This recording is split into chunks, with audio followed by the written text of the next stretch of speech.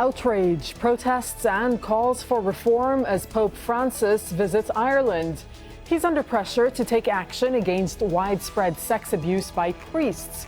How will he address the scandal? And what will it mean for the future of the Roman Catholic Church? This is Inside Story.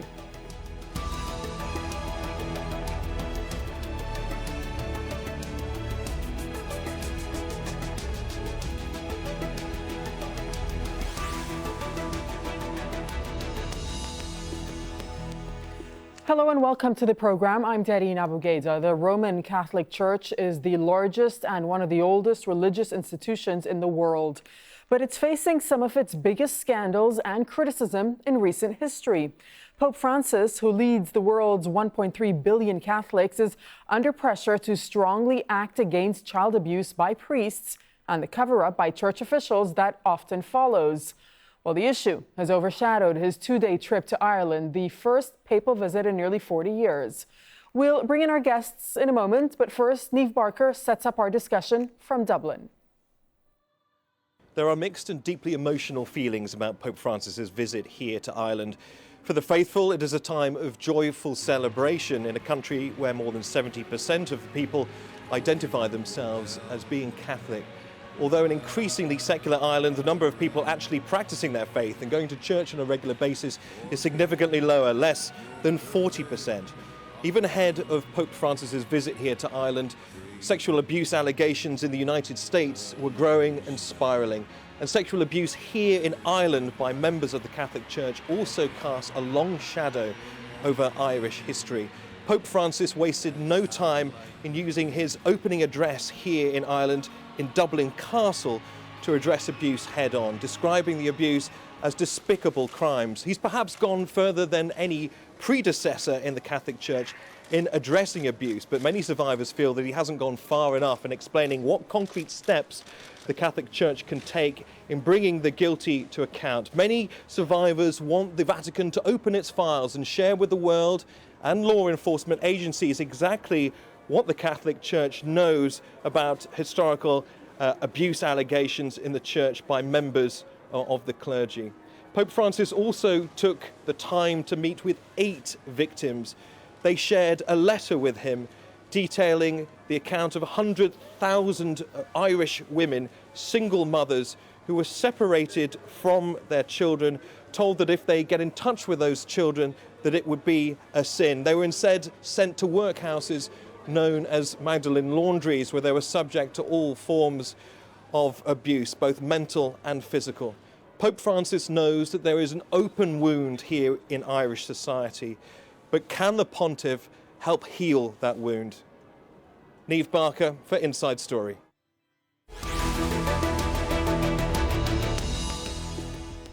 Let's take a closer look at the Roman Catholic Church and the scandals it's faced. Molestation by priests was rarely discussed in public, but it started to surface in the 1980s, particularly in the US and Canada.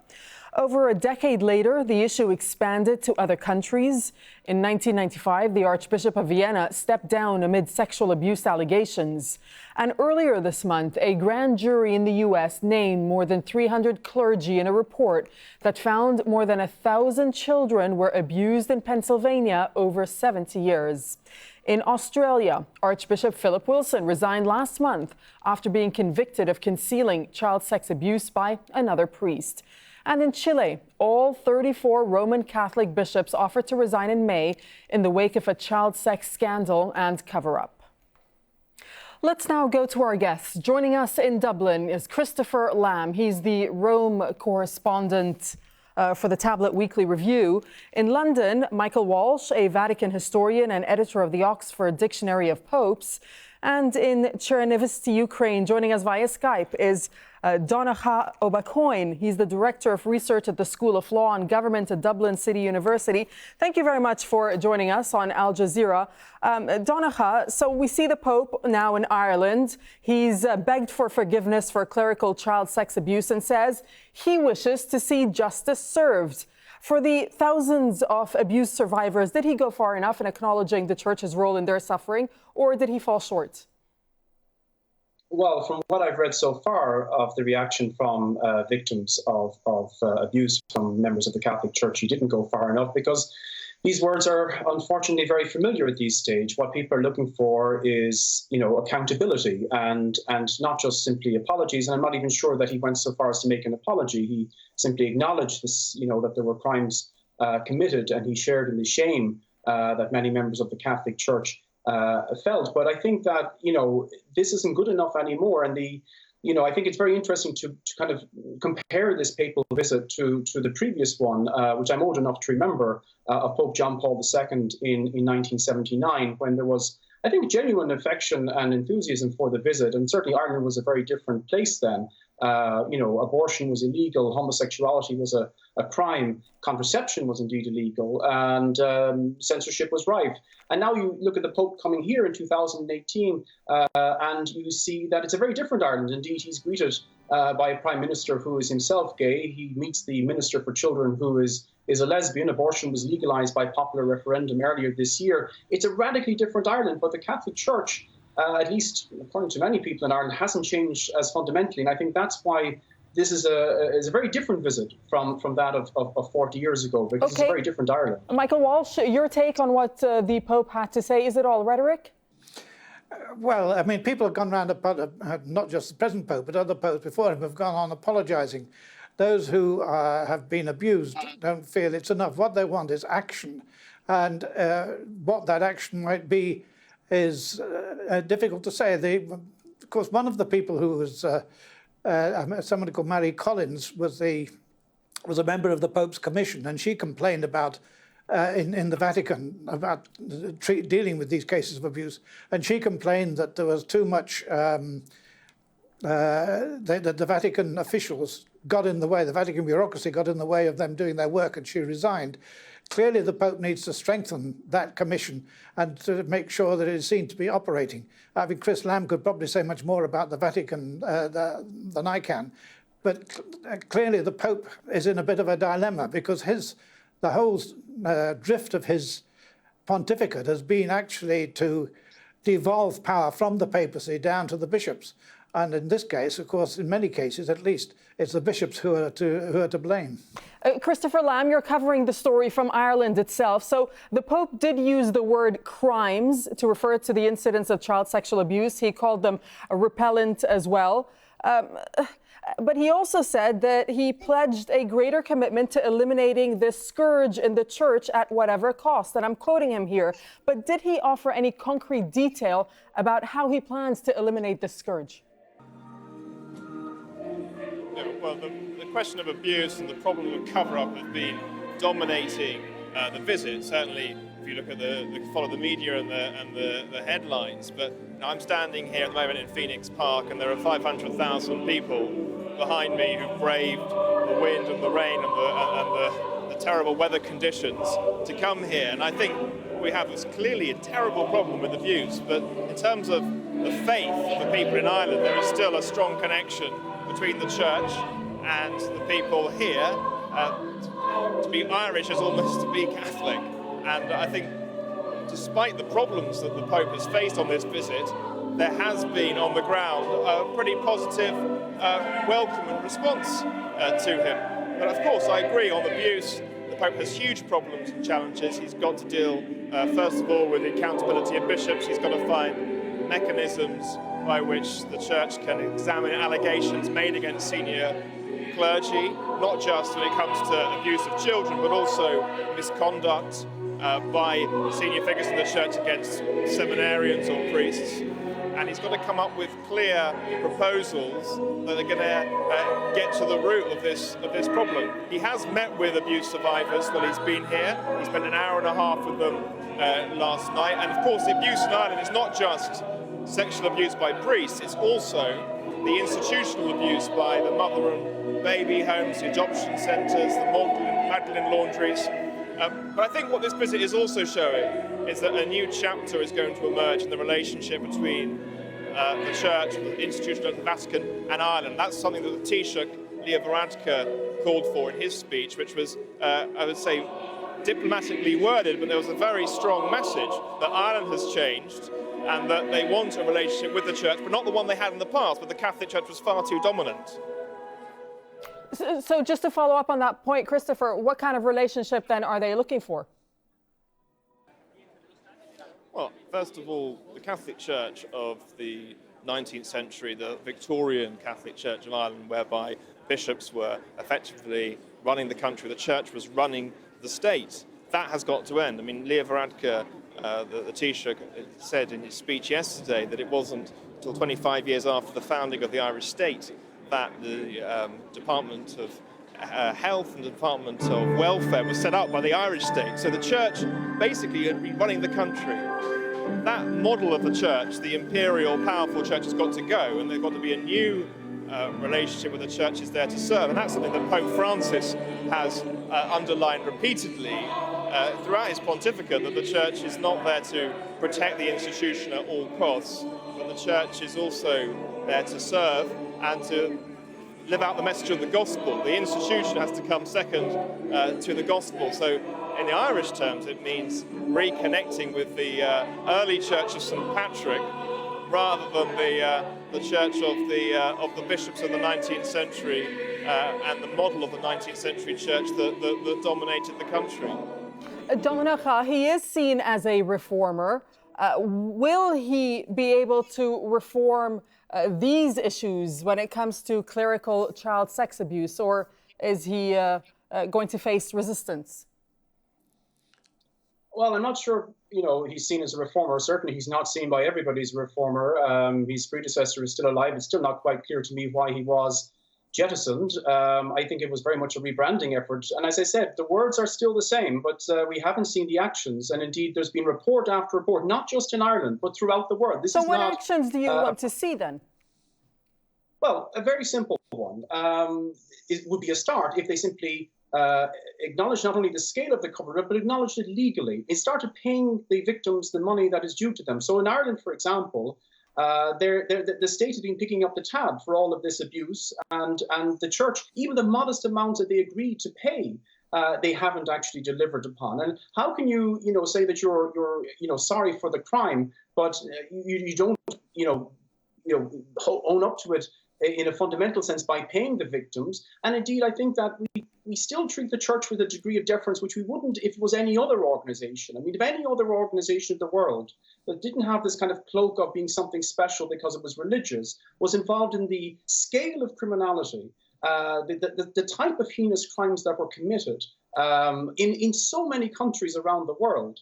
And indeed, up until the last decade, our president, this was only revealed in the last week or two, was being asked by senior Vatican officials to indemnify the Catholic Church in Ireland from the financial repercussions of their crimes. So, we would treat this organization as a criminal organization, but, instead we're supposed to, treat it as something different. We're supposed to welcome it. Indeed, this visit has cost, I think, something in the region of 32 million euro, which again, I think the taxpayer is picking up the tab for. So it's to me, I found the whole thing profoundly unwelcome. And I think I'm not alone in that in Ireland. I mean, what we want to see, I think, is a separation of church and state, a complete separation of church and state. And we don't have that as long as, for example, 96% of our schools, and I'm speaking as an educationalist here, though at the university level, 96% of our primary schools are still controlled by religious orders. And that, I think, considering the type of care, if you can call it that they've been meting out to children over the decades, is completely unacceptable. And it's unacceptable in a modern republic in any sense. Michael Walsh, I see you wanting to jump in there. Go ahead.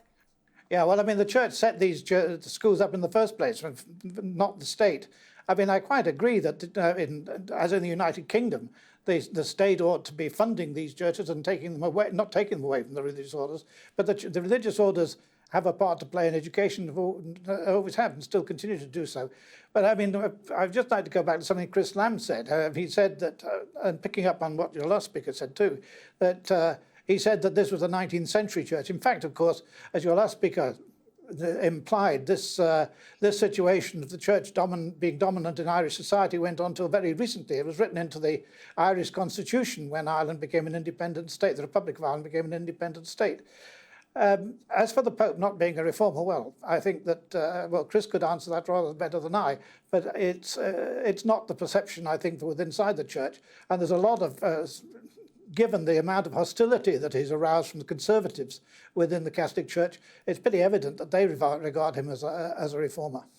Christopher Lamb, let me ask you about an issue that you've been tweeting about. In fact, there are reports that a former Vatican official has called on the Pope himself to resign, saying that he knows about allegations of sex abuse by a prominent U.S. cardinal for 5 years before accepting his resignation, and that happened last month. And that cardinal is Theodore McCarrick. What do you know about this story? And if true, how significant is this? Well, the very serious allegations from Archbishop Vigano, who's a former Vatican ambassador in Washington, who was released a dossier this morning alleging that claiming he told Pope Francis about the sexual misconduct of Cardinal McCarrick. We should be clear, though, that in the dossier there is not an allegation that Theodore McCarrick abused children. Now, Theodore McCarrick has been credibly accused of abusing children and has been removed as a cardinal. But he's now an archbishop, of course. Thank you for correcting me. But the point about this dossier is it comes timed, I think, for maximum damage for Francis. Archbishop Vigano is part of an anti-Francis faction within the Roman Curia, and he is seeking to discredit Francis. Now, that doesn't mean we shouldn't take the allegation seriously if it is true that the Pope knew about the behaviour of McCarrick and did nothing. That is a big problem for Pope Francis. However, we have to see the context and the fine detail here. The other thing that Archbishop Vigano is saying about McCarrick is that Benedict XVI put him under sanctions. Effectively stopped him from being in public ministry for many years. But anyone in Rome knows that Cardinal McCarrick, then Cardinal McCarrick, was travelling all over the world and kept an active schedule. There were no sanctions effectively in place over him. So there are a number of problems with the testimony that Archbishop Vigano has put forward. Having said that, the Pope needs to look at what is being said and there needs to be some sort of response. Michael Walsh, how big a problem are these allegations for the Pope? Well, they're a very big issue, clearly, because as Chris said, the person who's making them, Vigano, used to be the Vatican's ambassador in Washington, and therefore, the papal nuncio, as they call them, and therefore you'd expect him to know these things. I think one of the reforms that the Pope could make, relatively easily, I would have thought, was to change the way in which which bishops are appointed by bringing in a greater variety of people to make to decide upon them. As the Congregation for Bishops is made up of bishops. The Pope goes on and on about clericalism. Well, here's clericalism writ large, that the bishops appoint bishops. In fact, it would be a good idea if we had, when they're appointing a bishop in Ireland or in the United States or in the United Kingdom or in the Ukraine, if they had lay people from these, particularly women from these countries, taking part in this decision making. Donnacha, do you agree with that? Well, again, I have to profess, I mean, your other guests obviously are much more familiar with the intimacies of the Catholic Church than I am, speaking as somebody who's a citizen of Ireland, who's not a member of a religious order. And as I said, I think that's the majority of people in Ireland today. And it's really how the Church, I mean, whatever internal wranglings are going in with the Church between reformers and zealots is something that really doesn't concern non-religious people. What I think concerns non-religious people is how it interacts with the state. And I think what really profoundly upset people was that the Church treated itself as a special institution, which its own internal laws were somehow superior to the state. I mean, one thing that you get from all these reports that have been conducted in Ireland, and not just, is this inability to interact with state authorities, indeed the police, when criminality was being undertaken, that there was a certain rule book almost, an institutionalized rule book where, you know, first you didn't acknowledge that there was any problem, and then when there was a problem that emerged, you simply transferred pedophiles to other places, to other parishes, so they could commit other crimes.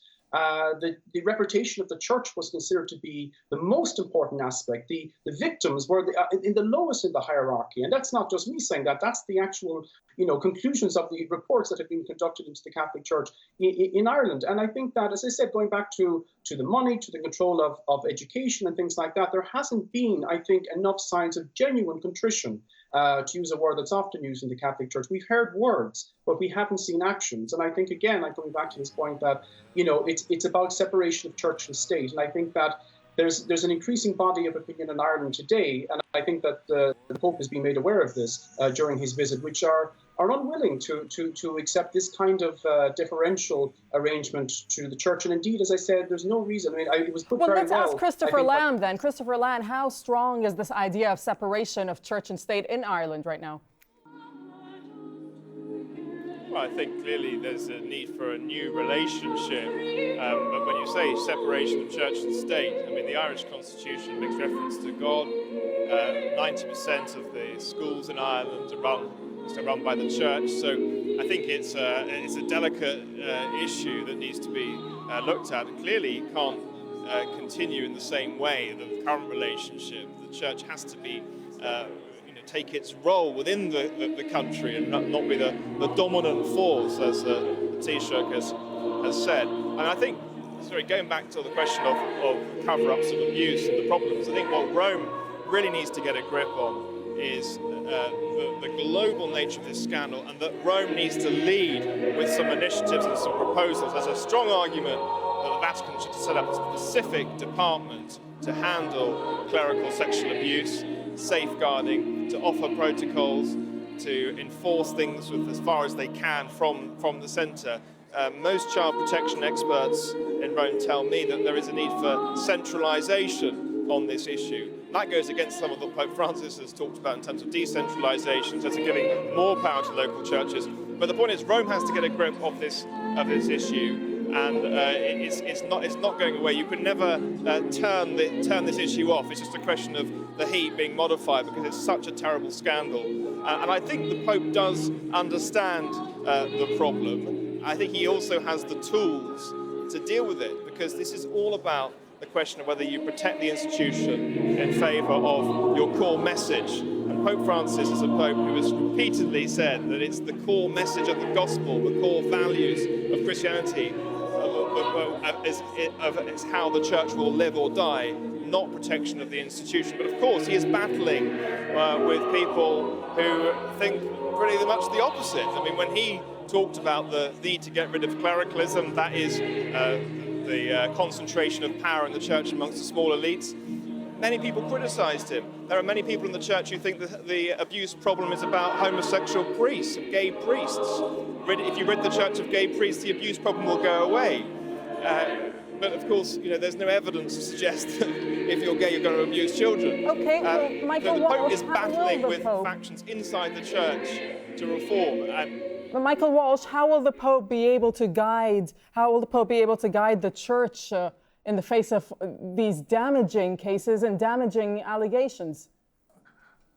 Well, I'm a bit puzzled by this talk of separation of church and state. I mean, there is separation of church and state in Ireland, and as in the United Kingdom, in France, Italy, all the Catholic countries, as far as I'm aware, now have a clear-cut distinction between the church and the state. Of course, the fact is that the bishops are still free to express their opinions and encourage the laity to vote, for instance, as in the recent referendum in Ireland on contraception, to vote in a particular way. That is, in a sense, a reflection on the bishop. It's not on the actual status of the Catholic Church. The Pope, as Chris says, wants to devolve power to the local bishops, but it is a question of who we choose to be bishops, or who the Church chooses to be bishops. That's why I said that we need a better and more transparent process in Rome, and that's something that's certainly within the Pope's power to bring about. All right, on that note, we'll leave it there. Thanks to all our guests, Christopher Lamb, Michael Walsh, and Donnacha Beacháin. Thanks for joining us. Thank you for watching. You can see the program again anytime by visiting our website, aljazeera.com. And for further discussion, you can go to our Facebook page. That's facebook.com/AJ Inside Story. You can also join the conversation on Twitter. Our handle is @AJ Inside Story. From myself and the whole team here in Doha, goodbye for now.